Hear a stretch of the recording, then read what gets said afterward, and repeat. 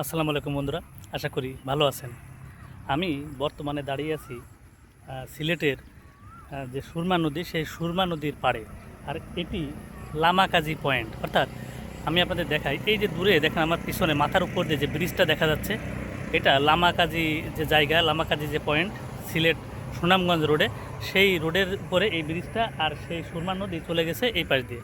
তো আমার অফিসটা যেহেতু এই পাশে, তো আমি হঠাৎ করে ভাবলাম যে একটা স্মৃতি রেখে দিই এই সুরমা নদীর সাথে। তো পানি কিন্তু অনেকটাই বেড়েছে, দেখেন এত পানি কিন্তু ছিল না।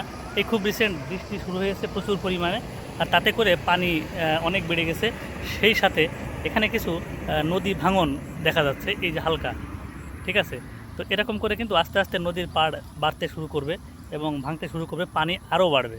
তো যাই হোক বন্ধুরা, এই সুরমা নদী সিলেটে থাকাকালীন আমার কাছে খুব পছন্দের একটা জায়গা ছিল। বিশেষ করে আমি যখন ওই যে বন্দরে যাই, তো সুরমা নদীর পাড়ে যাই, কিন ব্রিজের ওখানে যাই, তো আমার খুব ভালো লাগে। আর অনেক বড় নদী, পানিতে বেশ স্রোত আছে, কচুরি পানাগুলো ভেসে ভেসে চলে যাচ্ছে।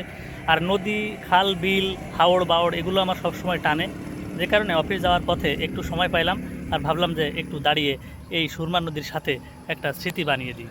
তো বন্ধুরা, এই সুরমা নদী আপনাদের কাছে কেমন লাগে আর এই সিলেট শহর কেমন লাগে সেটা কিন্তু অবশ্যই জানাবেন এই কমেন্টসে। ধন্যবাদ।